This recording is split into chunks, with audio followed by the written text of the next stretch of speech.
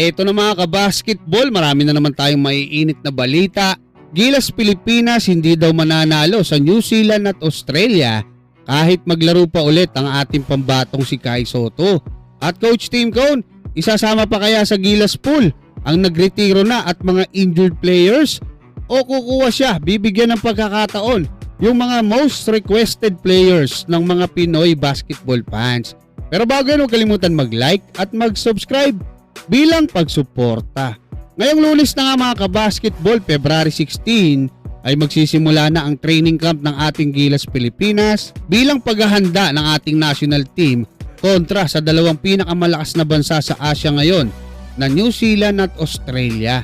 Pero bago yan, kinakailangan munang mag-decide ng Samahang Basketball ng Pilipinas ni Coach Tim Cone kung ilan at kung sino-sino yung mga players na gagamitin nila para diyan nga sa matinding bakbakan. Matatandaan na mula sa original 12 ay nagdagdag noon ng dalawa etong si Coach Tim Cone bilang mga reserve. Nga ay si Japet Aguilar at Mason Amos. Naging 14 sila mga kabasketball dahil madalas nga na-injured si AJ Edu at si Kai, no?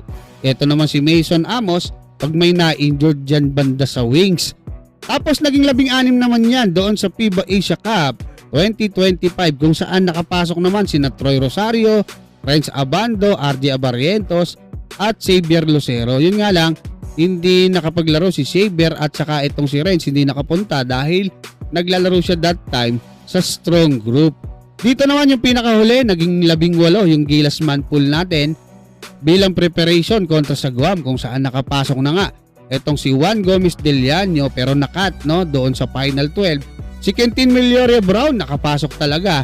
Si Ange Kwame ay backup ni Justin Brownlee at si Kai Sotto inilagay kahit injury. Ngayon mga kabasketball, umaasa tayo ng magandang preparation dahil hindi kalibel ng Guam, no? Malalakas kasi itong New Zealand at Australia na makakalaban natin. Umaasa tayo na magandang preparation etong gagawin ng ating Gilas Pilipinas at hopefully masama na yung matagal nang nire-request ng mga Pinoy basketball fans, especially mga shooters, no? Gaya nila Jordan Heading, Matthew Wright, Bobby Ray Parks Jr., yung guard na si Remy Martin, yung masipag na si Renz Abando, yung athletic malaki na si Francis Lopez. At least may makuha sa mga yan.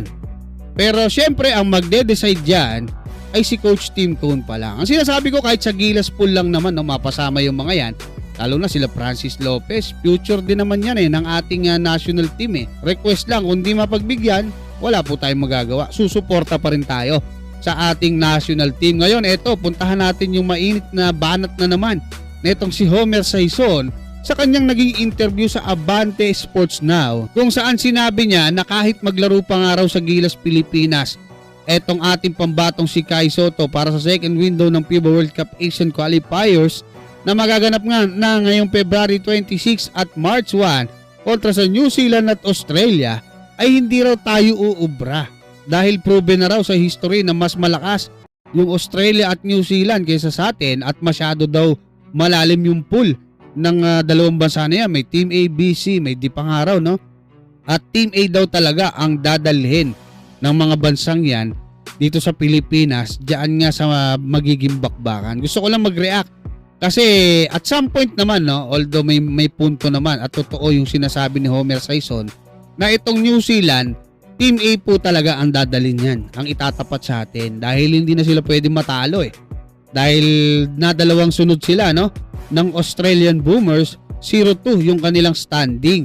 Ngayon mga kabasketball, pagdating naman sa Australia, hindi po totoo na Team A ang ipapadala niyan. Dahil ang Team A po ng Australia ay composed yan ng mga NBA players na hindi pa available ngayong February. Sa July maniniwala ako, pwedeng Team A. Pero ngayon, hindi po. Sila Josh Giddey, McDaniel, sila Jason Daniels, sila Jack Landale at marami pang iba. Hindi po makakapaglaro yan. So Team B lang yung pinakasagad nila ngayong second window. Pero syempre malakas pa rin yan. Pero ito nga, no, ito pa sinasabi ni Homer Saison sa history daw. Sa history kasi tinalo na natin yan Noong November 21, 2024, tinalo na ng Gilas yung New Zealand Tall Blacks. So, ang akin, although mahihirapan talaga tayo mga kabasketball dyan sa dalawang bansa na yan, pero tinalo natin yung New Zealand na tandaan natin mga kabasketball, wala po.